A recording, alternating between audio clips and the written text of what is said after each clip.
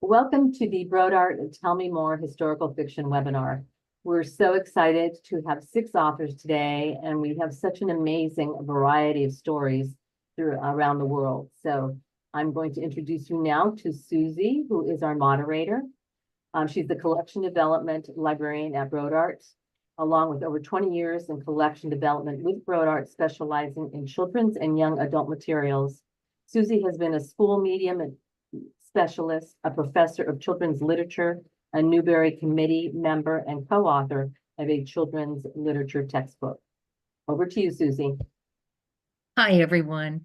Today we have a wonderfully diverse group of titles ranging from Uganda to the Ukraine, from a lighthouse on the stormy Lake Superior to a witch's prison, and from the heartbreak of missing families after the Civil War in the United States to the atrocity of the boarding schools where young Native Americans were sent.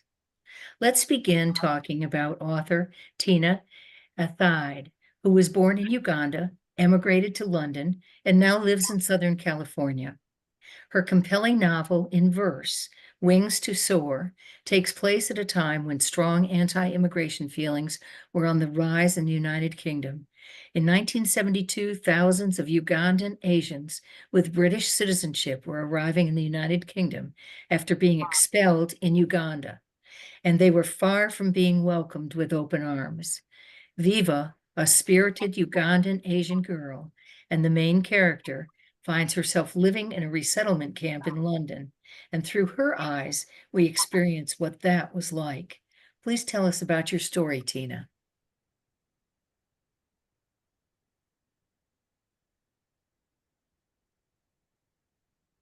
You're on mute, Tina. Let me unmute. I'm so sorry. Thank you, everyone, for inviting me to chat about this. Wings to Soar is a personal book for me as well, because it mirrors very closely some of my experiences in England as well as others. But what I love about historical fiction in particular is we get to transport children to other places, times in history, and we do it through characters which then children are able to connect with. And for me, Viva is such a character.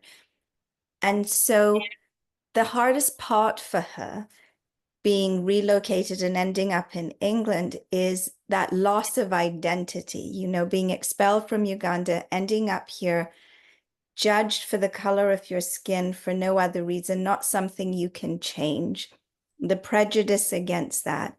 And she, you know, the opening poem itself starts with, I have a name, and it's not refugee. And the course of the book is her reclaiming that name and her identity and overcoming that sort of prejudice and racism to reclaim who she is at the very end. What else excites me about this book, honestly, is because it's set in 1972 and our kids are here today in our classrooms. When you look at what was happening in 1972 compared to the sphere that our children are in now, you know, they don't have necessarily dictionaries, or they'd have no idea what telegrams are, or those types of tiny things that we may have been familiar with. So those are woven in to really create an atmosphere of that time. And at the bottom, our Viva, she and her father have a connection with dictionaries. And I have my little, she has a mini Oxford, and that's what I have, is my mini Oxford from when I was in school in England. And so she has that, and we have dictionary words. And I was able to tie in the Americans, because this resettlement camp, half of it was owned by the American military. So I'm able to weave in aspects of that and some of the racism and prejudice in America, and mirroring that with what Viva is experiencing. And so that was very exciting to me, honestly, as well. And then a fun tidbit is, when I started researching this, I found a Facebook book of military men that were stationed at Greenham Common, and I asked permission to join. And through there, I met a gentleman who happened to be a police officer that was guarding that side. And he was so kind to give me information. And it was just incredible that then I realized I needed him as a character. And so he became Officer Graham in this book. And it's based on this real gentleman. So when you can tie in aspects like that and share them with kids, it makes their reading experience so much deeper and greater. So I think the book has a lot to offer kids while still glimpsing at a period in history.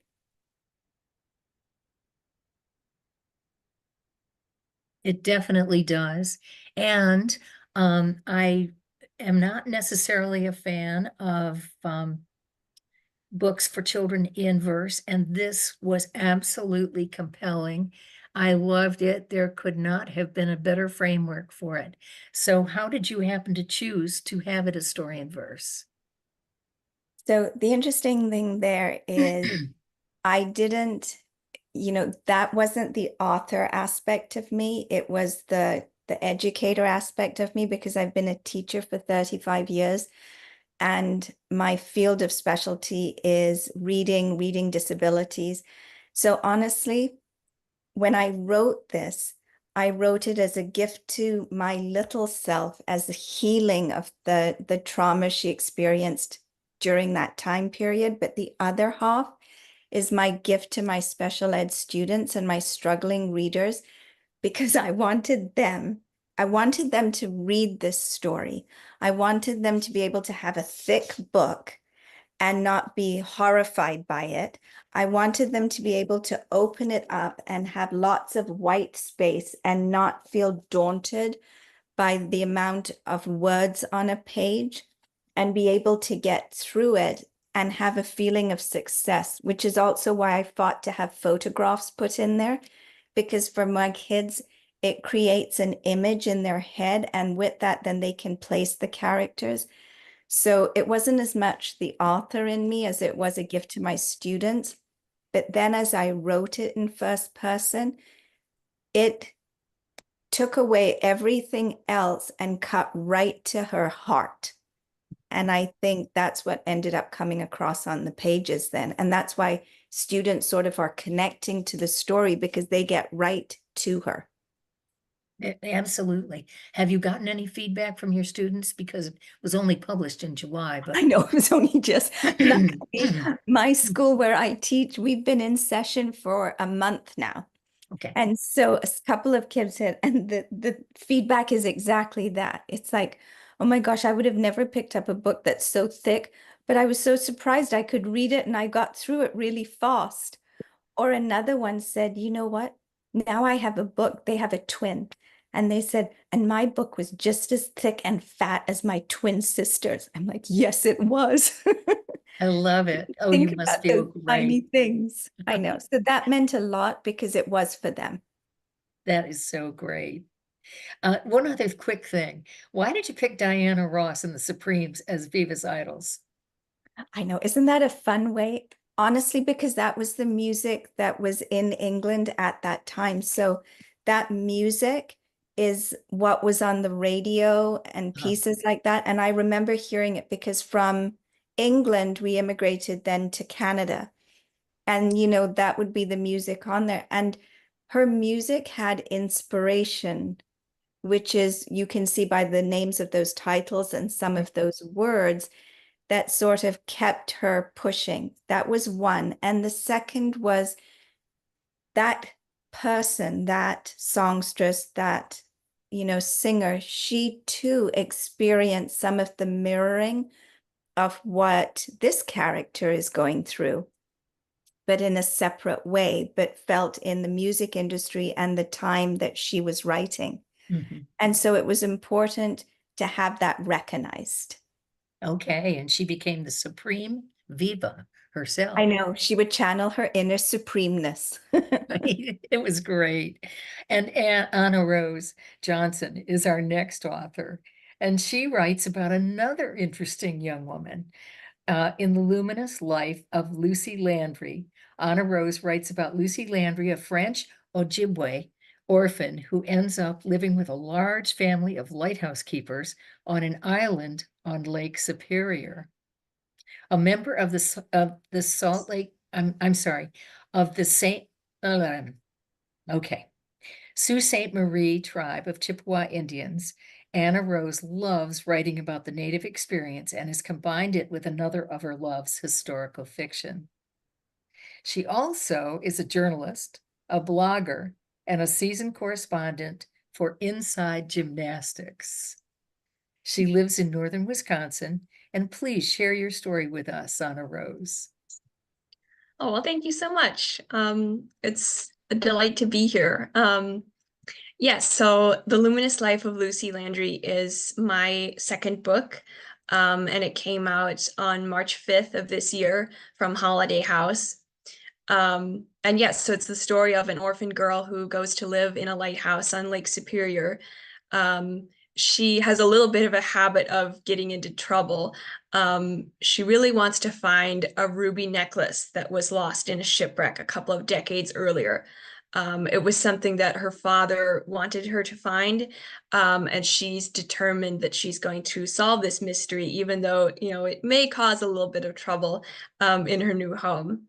And it has some definite Anne of Green Gables vibes, which made it such a joy to write. So yeah, I loved working on it. The book, it first began to take shape when I watched a webinar about women lighthouse keepers of the Great Lakes.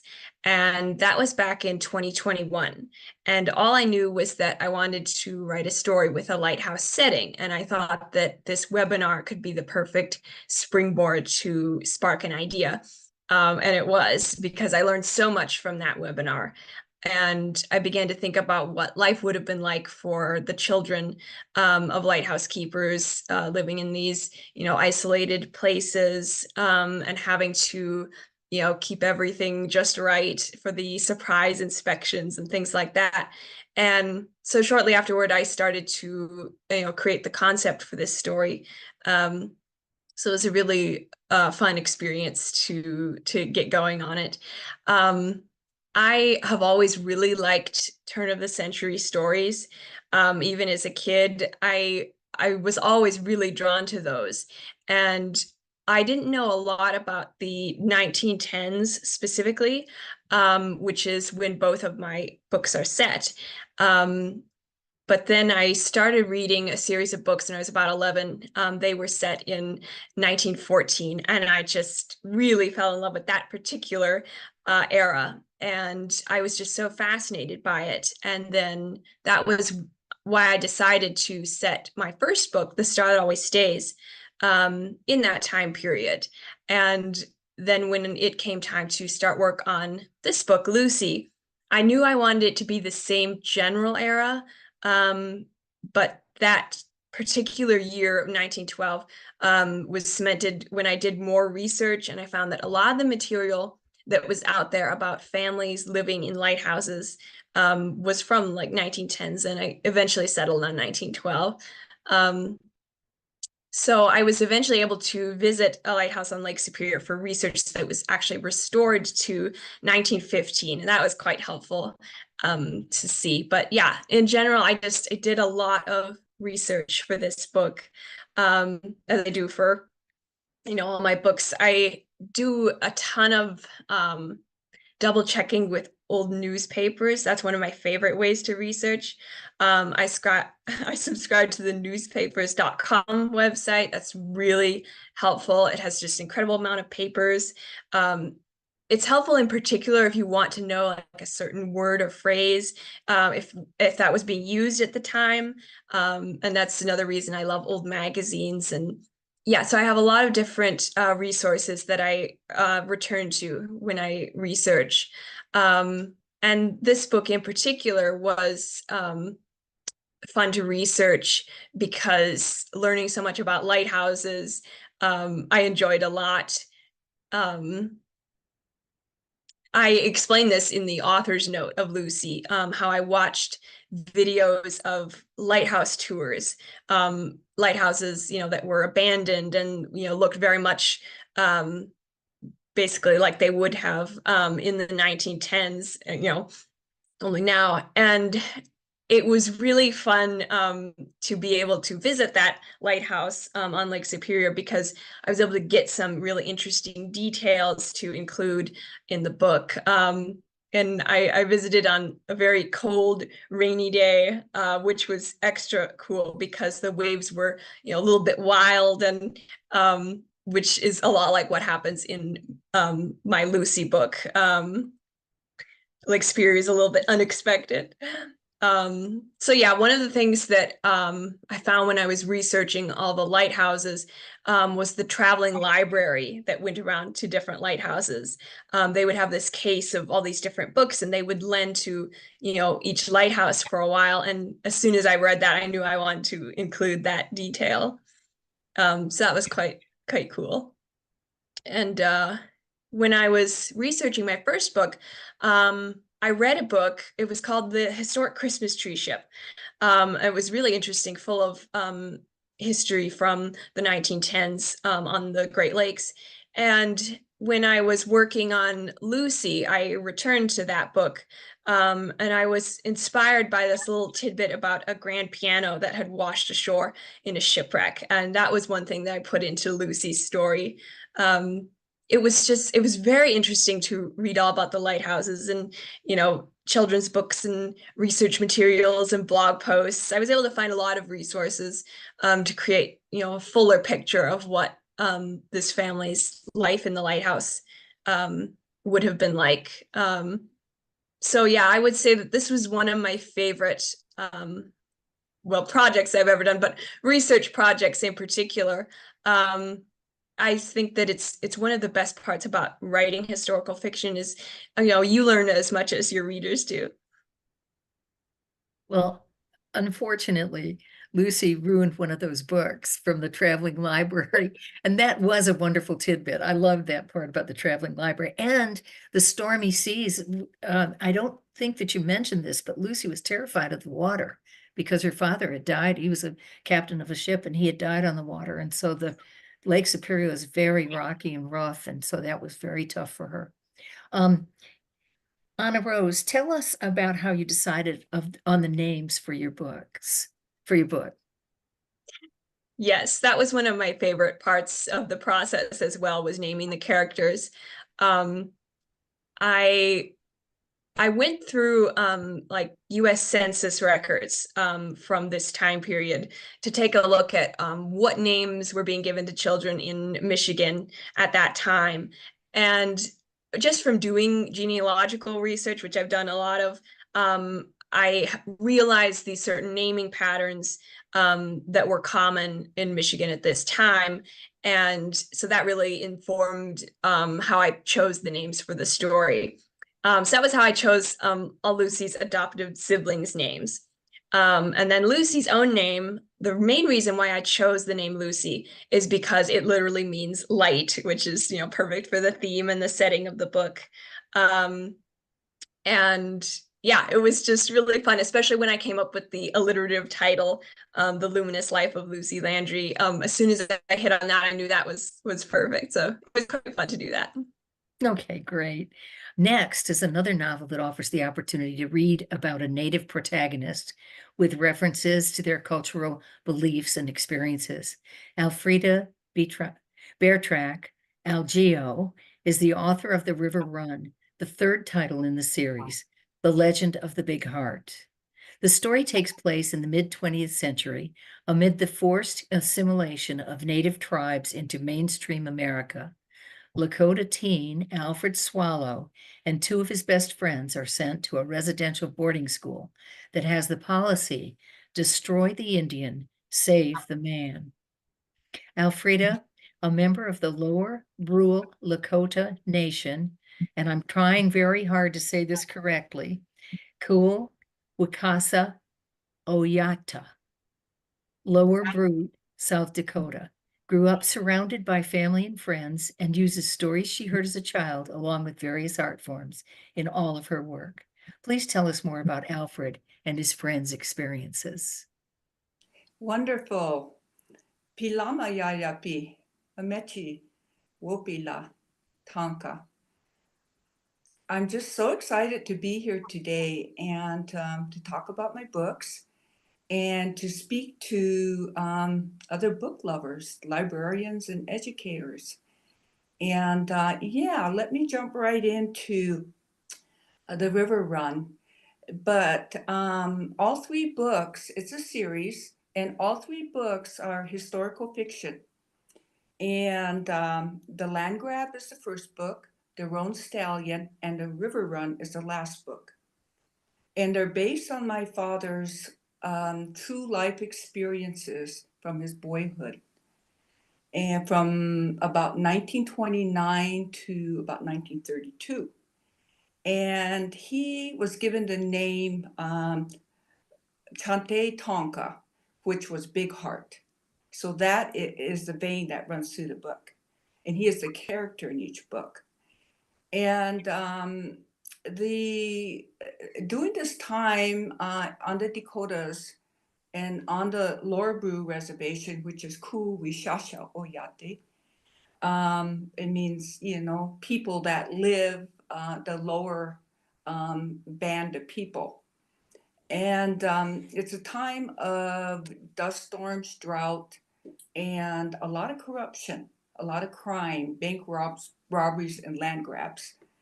And each of my book tells its own story, but I wanted it to keep in the vein of the main story, which was, again, we talked about assimilation, enforced,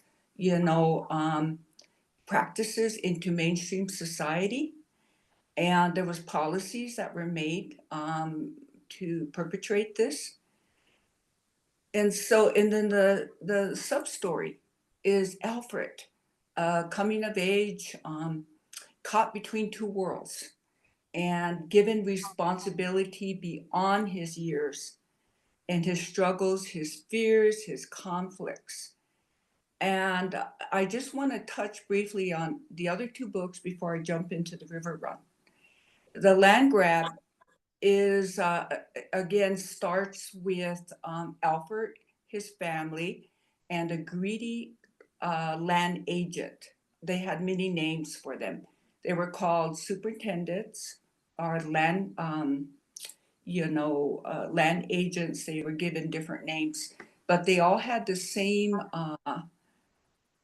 duties, and that was to oversee the people so that they didn't speak their language, they didn't practice their culture and their traditional ways, and it would be reported immediately if they found out, and there was harsh consequences. So at that time, the agent was expecting the people to become farmers. It was part of one of the treaties. And so Alfred and his family, they lived along the river, which was really fortunate at the time of the Great Depression, the drought, the grasshoppers, the dust storms. And so, of course, it was fertile land, ample water, and it caught the eye of the agent. So the adventure starts when the agent forcefully, with help from hired criminals, comes at the family and tries to get them to sign over their land. And there's a conflict there as well, because as Native people, we believed that back at that time that we could not own the land. The land belonged to Mother Earth. Thus, we were forced to put up fences and do allotments and a lot of things of that nature. But the vein through this is that the historical fiction here has enough points in history for teachers, educators, librarians to build lesson plans and encourage further investigation about the true history. So that is a long journey that takes place, and Alfred is being visited by supernatural beings, medicine helper, that he is afraid of, he's fearful of, that's trying to help him because he's at the age he needs to go out and seek a vision, and he doesn't want to. So there's an ongoing conflict.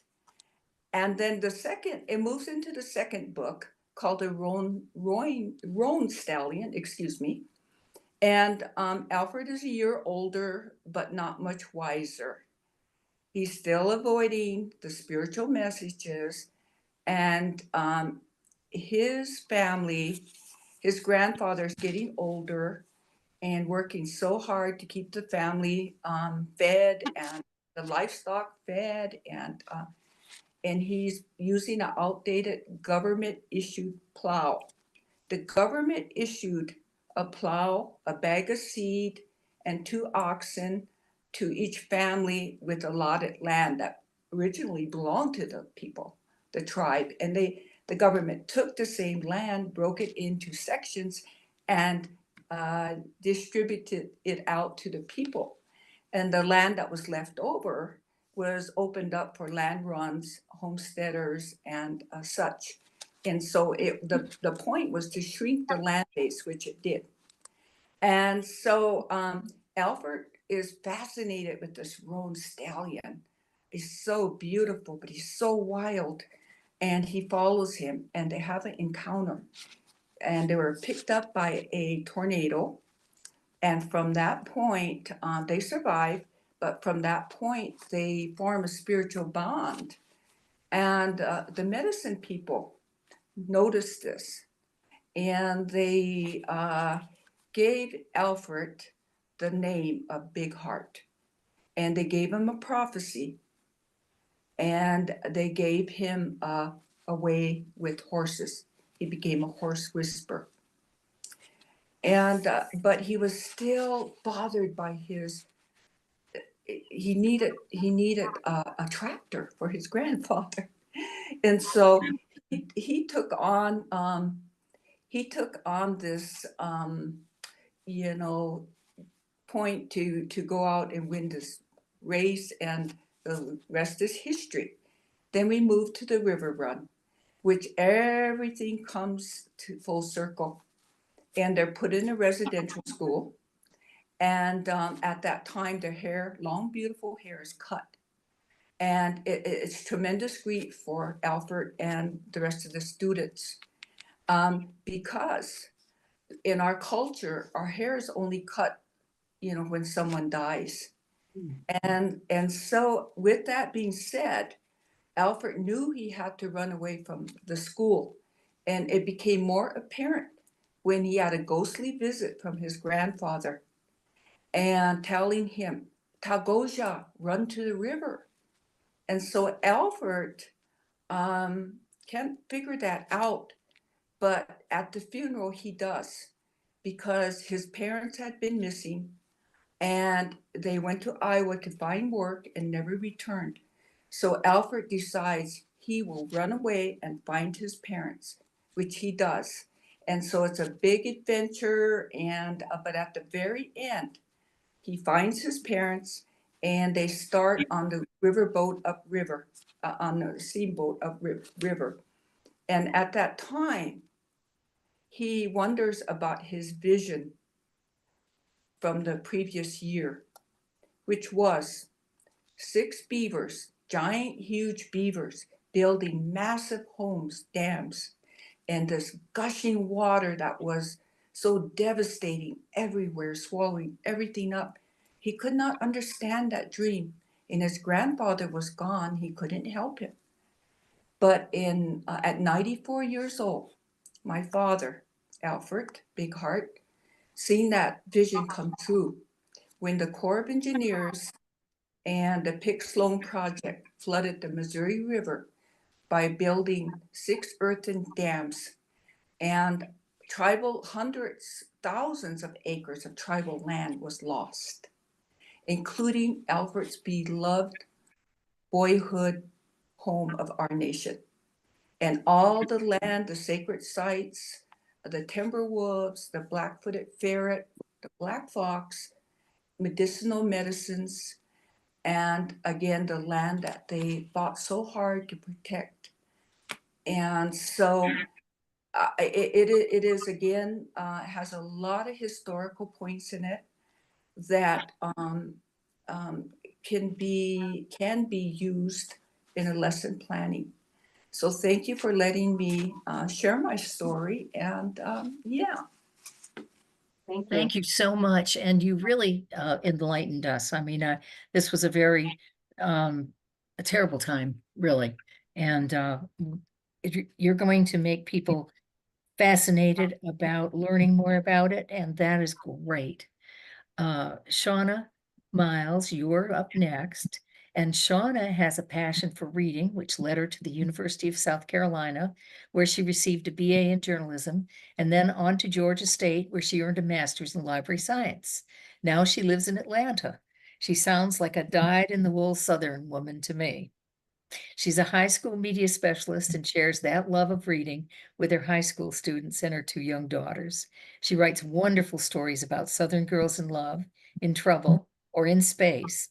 And in the book she's discussing today, The Rise of Issa Igwe. Is that said correctly? Okay. Shauna introduces us to 12-year-old Issa, who has spent a lifetime breaking rules, but never expected to land in a witch's prison. Your turn, Shauna. Thank you so much for that introduction. Sure. I do want to talk to you guys a little bit about the rise of Issa Igwe, and it differs just slightly from some of the other books in that it is not really placed in reality. It is a fantasy, but it also uses historical elements. I'm one of those people who really loved history as a young girl. And as I grew and started to write my own books, I like to weave in a little bit of real history into all of the things that I write. So The Rise of Issa Igwe is actually the second book in the series, but it is in the same universe, in that you don't have to read The Rise of Issa Igwe first or second from the first book called The Fall of the House of Tatterley. And both books are based on hoodoo. And hoodoo is a uniquely African American magic system or belief system. And it is unique, or really to my heart, because I am from South Carolina, and the Gullah Geechee people are from that coastal area in Georgia, South Carolina, and North Carolina. And that is where the first slave ships docked. So hoodoo kind of emerged out of the West African religions and the Christian faith that was given to the slaves during that time. And there are things that I do in my own home and my, just my own spiritual practice and my faith every day that I did not realize was hoodoo. So I was able to kind of weave that in along with other cultural practices. So I'm going to read a little bit from the book just so you get an idea of what that would look like. So in The Rise of Issa Igwe, it follows 12-year-old Issa as she gets sent to what I call witch prison, which is just a magical boarding school for girls in Savannah, Georgia. She is a conduit, which means that she gets possessed by ghosts. And this can pose a problem for her in public school, where you just can't determine when a ghost is going to decide to take a ride. So after a disastrous field trip where a French-speaking ghost jumps into her body during a trip to Charleston's very old prison, she has to be sent away to learn a little bit more about how to control her powers. So in the little excerpt that I have right now, I'm going to read to you. She is getting her schedule from her parents and learning a little bit about how the world is fashioned in the magic side of things. I also was inspired to write this portion because, again, with field trips with kids, you're often faced with history or with old imagery in a way that you don't understand, in a ways that your parents or your teachers can. So it says, Issa is handed her schedule, quilt making. Her father looked down at the pew at her. Yes, quilt making. It is a dream weaving art in the school of cryptology and one unique to your culture. Your Aunt Sabrina would love it if you added the craft to your other root working skills she gets to teach you in the summers. You will also take star charts for beginners in the astrology department. It's being taught by a visiting Zulu astrological scholar based in South African charts, much older than the Greek, and horology. What's more boring than studying clocks? Issa muttered, but her parents ignored her. Dream weaving was one of those things she'd said she wanted to do when she grew up, when she was 5. Issa's mother tapped Tope's knee, and he sat back as if annoyed. Myra cut her eyes at Issa, and Issa shrugged. Then she saw what her father was staring at, a relief sculpture cut into the raised speaking platform. The entire thing looked to Issa like it was carved out of one single piece of wood, probably something her granddad would have loved to inspect. But then Issa sneered once she realized the figures featured were slaves in an indigo field. Yep, her dad would not be good for a conversation for a while. But there was a chance that he'd abandon this whole thing if he got irritated enough. She'd definitely be bringing up the sculpture once orientation was over. Issa smiled, but not too big. She had to sell her pretend offense later. So I wrote that little piece because, again, like I said, there are, especially when you live in the South, anytime you go to the Capitol building or things like that, you're often faced with lovely, beautiful murals of slaves picking cotton or slaves rocking babies or other kinds of things. And you're like, why is this still here? But it's a beloved piece of history for somebody. But for you, it doesn't really give you the same kind of feels. Am I good to keep on going? Sure. Okay. All right. So another part of why I like to kind of weave in history into fantasy is because I want it to feel honest, and it gives you an option to kind of engage with hard topics in a way that doesn't feel so visceral. So in 1954, most of us know that the schools desegregated, or that Brown v. Board of Education desegregated schools. But I do have a little portion, or do have a couple of diary entries that are listed here from a little girl who was at that Southern school, at the Siren School, and integrating the Siren School at the same time. So what was it like to integrate a magical school during that time? So just a short piece. It says, Monday, September 13th, 1954. The full moon was last night. Most of the girls went out to charge their divination projects in the moonlight. I wasn't invited. I'm not invited to anything. I'm so lonely. It doesn't matter what the Supreme Court says. Who cares if Linda Brown can go to the white school in Topeka? That doesn't mean that I wanted to leave my Beka school. I was fine at Brother Sands Conjure School at the night market.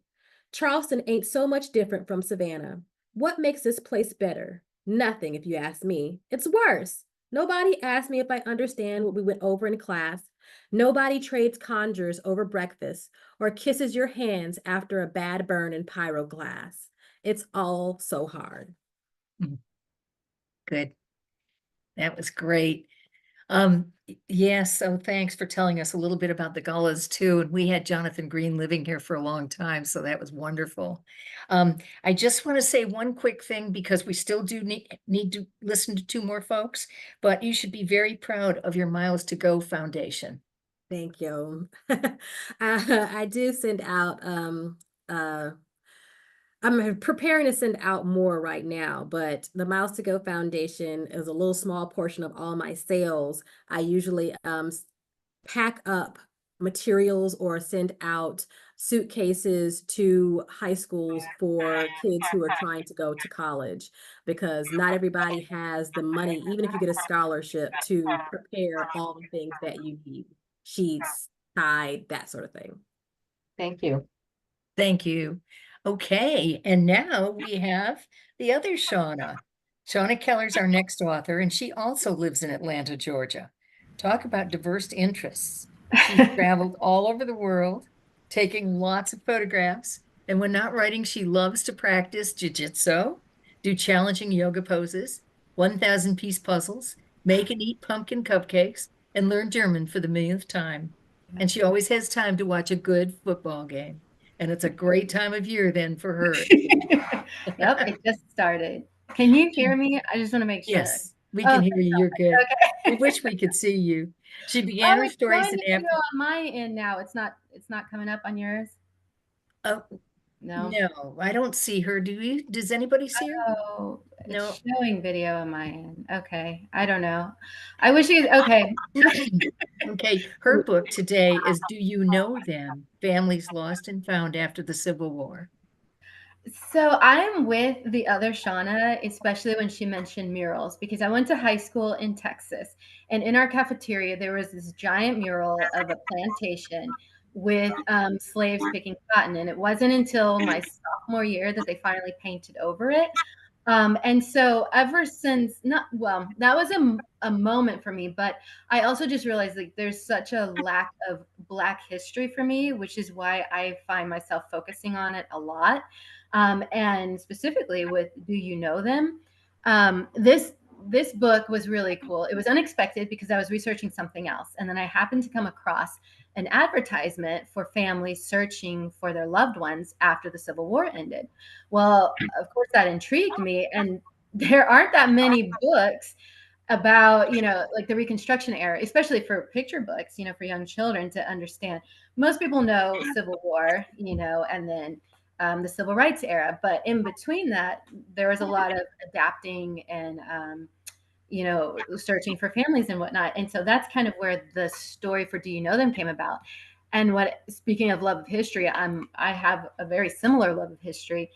And so it was really neat to incorporate every single ad in Do You Know Them is an actual real ad, which speaks so much to, the lost history. It's lost but not lost, like with families trying to find each other, and then understanding how disruptive that entire period obviously was. So that's kind of where the idea for Do You Know Them came about. And it's a story, the main character is fictional, her name is Letty, but it's about how she saves up money to buy an ad for her own family. And it's also like she lives with her uncle, so it's showing the displacement. How one of the things I came across in researching for many different stories was how a lot of families understood that their enslaved families specifically understood like that their kids or family members could be sold off. And so when somebody was brought in from outside, those enslaved families would take them in instantly almost and treat them in the same way that they hoped others were treating their children or husbands, wives, sisters, and whatnot. And so I have it where Letty is living with her uncle, and they're their main unit, but obviously they're searching, he's searching for his family. She's missing her brothers and sisters and parents and stuff. So I was trying to incorporate a lot of those unmentioned aspects, from family dynamics into this story, and hope that it conveyed, but that's it. I'm sorry you can't see me. That's so frustrating. We are too. And I want you to know that throughout her book, it shows lots of the real ads, and they're fascinating. And that's pretty interesting too, because think about that they actually, I don't know, could they but they were not supposed to be able to learn to read or write. So did they write the ads themselves? Did they find someone to write the ads to put in the papers? How would they find the papers to put them in? So a lot of people Oh, did. there you go. We've got you. Oh, you We've do? got you Oh now. my goodness. Okay. Yay. Okay, I got the book too. Wow. I hate technology. I hate it. So no, a lot of people would teach themselves to read and write, and so it wasn't a common skill. And one of the things I capitalized on, which is also based on the stuff that I read, a real fact, was that the church congregations were used as is like their internet, essentially, like the gateway for information, to help people read, to help people write. And so a lot of the younger, it was really sad. I don't want to generalize, but I came across a lot of situations, or reading about situations where the older folks that slavery was a very recent memory were still so traumatized and didn't want to learn. So you kind of had mixed bag. Some people were like, I'm going to learn no matter what, but there were so many people that they were just traumatized. And so they really encouraged the younger generation to learn to read. And then they relied on that younger generation to kind of carry them through the rest of their life. And so one of the unique aspects, like the church played a very important role, I think, maybe more so back then than it seems to today, because we have so many other sources of information. But with getting details, information, knowing who heard what, or I can't think right now. Sorry. But still, it was so important. Yeah, it was so important, and it was so fascinating too, because you sit there and you think, like, the risk that they took to learn to read and write, even before the war ended. Like, it was Right. such an extreme risk, and it was so, I think, under celebrated how far people actually came from being in such dire straits, basically. And so when I came across these ads being real, like they made me cry, and the irony, or the sad part, is like most of them were not successful. I chose to focus on the few that were successful. There was a handful, and I remember reading an account where it was like 30 years before this mother found her son again. Wow. But she never gave up. And that's the part that hits my heart pretty hard, because it just is, it's so daunting, like, it's so insane. It is indeed. Yeah. Thanks, Shauna. That's fascinating. We really had some more. Thank you so much, Thank all of you. you. And Marcia, thank you for holding on and waiting, because you have such an interesting story to tell. And it's so interesting because it's all happening right now. Marcia Skripik is a Canadian-Ukrainian author who currently lives in Brantford, Ontario. And Martha has a master's in library science and worked as a librarian for the federal government before she began writing books. She's the author of 24 plus books for young children, but due to dyslexia, she didn't read until age 9. Her scrupulously researched historical fiction and narrative nonfiction focuses on refugees and war from a young person's perspective, which you will see in Under Attack, which is part of Kidnapped from Ukraine. It's number 1, I expect, you're writing more in that series. This is the story of a family who lives in Mariupol and becomes separated after the Russian attack on February 24th, 2022. The family suffers unimaginable hardships, and one of the children is sent to live with Russian family, where she is supposedly adopted. Marcia considers herself a librarian detective and also a princess, but that's another story. Go ahead. Thank you so much. Princess Marcia. I am actually I was honored with the Order of Princess Olha by the former president of Ukraine, Viktor Yushchenko, who was the first democratically elected president of modern Ukraine. Wonderful. And that was for my writings on the Holodomor, which was also what my 2022 book is about, Winterkill. And I had death threats and hate mail for years. I endured that after I wrote my first book on that topic. But Kidnapped from Ukraine series, the trilogy, I'm currently writing the 3rd book. So this book comes out in January. Book 2 comes out in the fall of 2025. And book 3, which I'm writing now, it comes out the following year in the fall. And I never wanted to write this book. I actually, Scholastic approached me and asked me if I would write on this topic. And I said, I can't, because I have family. My husband has cousins who live there and are enduring this right now. I have friends who are going through this. I don't have any direct relatives because they were all killed by the dictator before this one. They were killed by Stalin. But I realized that I had to because of the disinformation. And there has been a lot of disinformation, Russian disinformation, that has been just completely pickling the even newspapers, not understanding what's happening. So I had to do it. And it is historical, even though it's contemporary. So this was something different for me. I used the same research techniques that I did, but I also had to protect the people who are living through it. So even though I have met face to face people who are dealing with this, I cannot tell their stories because it's not mine to tell, but I can represent what's happening to them with documented accounts that are like with international human rights groups. So they have given testimony. So I can do that. So this is how I cobbled together the story, but it starts in Mariupol, which was on February 24th, 2022, the most dangerous place on earth to live, because Daria and her sister Rada are just sleeping. They share a bed, and they're on the 4th floor of an apartment building, and their apartment building shakes. Just imagine this. And these people don't understand too that Ukraine is a very Western country, very, very American, very Canadian. It's not, you know, we don't wear peasant blouses and go dancing, you know, it's not like you think. And so these are, just imagine yourself or your child waking up because your house is shaking because the country that lives beside you has decided to point a guided missile at your apartment building. And this is what's happened.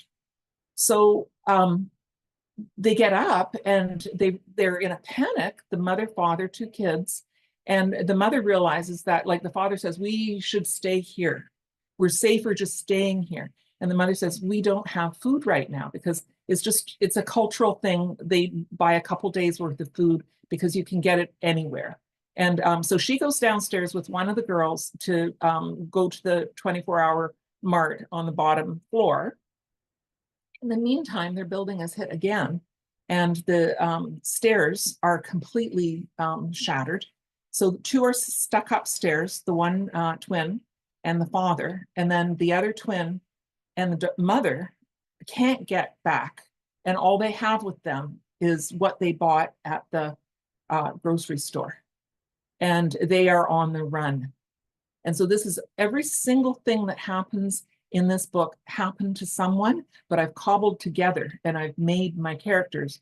And this is to protect the people who are living through it. It was heart shattering for me to write this book, to write all of them, but people need to know what's actually happening because this is genocide. And this is a country that wants to obliterate another country for the resources that are underneath it. That's what it's about, is there are resources underneath it. The other thing that they're doing is they want to kill the adults, but they kind of want the kids because they can brainwash them into thinking that they're Russian. And then the boys, once they get to be a certain age, will be sent back into the war to kill actually their own family. And you know, the girls will be brainwashed into having lots more kids. And like, it's just awful. And the thing is that I wrote about this same thing happening in an earlier book, Stolen Girl. And this is based on what happened to my own Ukrainian mother-in-law, because she lost her half of her classmates when Nazi Germany invaded her town and took half of the school, her classmates, away. She was not taken because she had brown hair and brown eyes, but the blonde-haired, blue-eyed kids were taken, the younger ones, and brainwashed into thinking they were German and put into German homes. After the war, most of those kids were never reunited with their family because they didn't know who their family was. And it wasn't until they got to be 80 or 90 years old, and you know, when like layers of your memory go away, and then they remembered what happened to them, and they remembered, and then they realized that everything was a lie. The rest of their life had been a lie. And so this is happening now. Vladimir Putin has bragged about rescuing 700,000 Ukrainian children. He calls them orphans, and this is what happens when you kill the parents. They do become orphans. Only 300 kids have been rescued so far. So this book is actually they're based on what happened to some of the few who have been rescued. But even that, I can't tell a lot about because I can't, it would jeopardize people who are currently being rescued, and because it's a whole network, right? But anyways, that's what I'm writing. And the second book is about the other daughter, Rada. So this one is Daria, and the second one is Rada, and she and her father go to the big steel plant. It's called Azovstal Steel Plant. And he worked there, as many people in Mariupol did. And the owner of the steel plant had made sure that the bunkers that were underneath the steel plant from the 1930s were reconstituted so that people from Mariupol would be able to shelter there when Russia attacked the next time. Because of course, February 2022 was just a continuation of what had happened in 2014 when they took over the Donbass, Luhansk, and Crimea. So this is what the book is about. And before I started writing it, I was talking to a lot of school groups and library groups about how to talk about the war in Ukraine to kids. And as part of that, I ended up speaking myself to pretty much like the educators or the classes of so many of the schools that had brought in Ukrainian refugees and like temporary refugees, because they don't want to stay, they want to go back.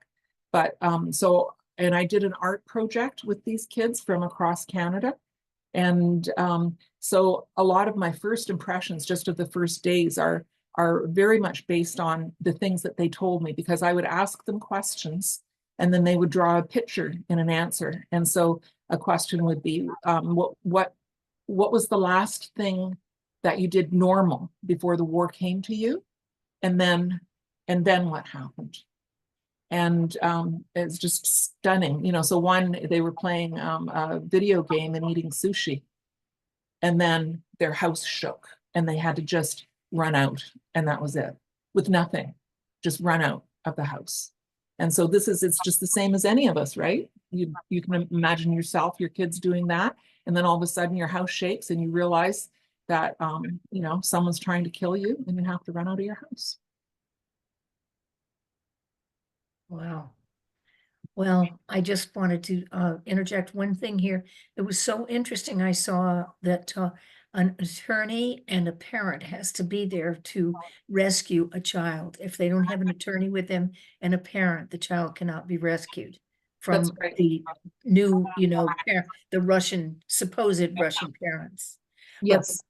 I don't want to belabor that, but I just want to say, Marcia, can you quickly show us those wonderful eggs, please? I can. I don't know if you can see them on the little wee screen. Maybe if you make it big, but I make pisanke, which are written eggs. And this one here has bees on it. I don't know if you can see that. Oh, I But can. the reason that I put bees on it is because Ukrainians think of themselves as bees in a hive, that they all do what they can to save their country and to help their neighbors without being told. So they don't have to have some big boss telling them what to do. They know what to do. They know what they all have to do. So you had women who would take apart cars and make homemade armor for the soldiers because there wasn't enough when the attack started. You had jewelers, former jewelers, making drones on their kitchen tables. And so bees. And it's also got snakes on it. And that's because snakes are for strength. That's what it means, good luck and strength. And so I do this all the time. For me, it's a form of meditation. This is a tiny little egg. You can see the difference in size.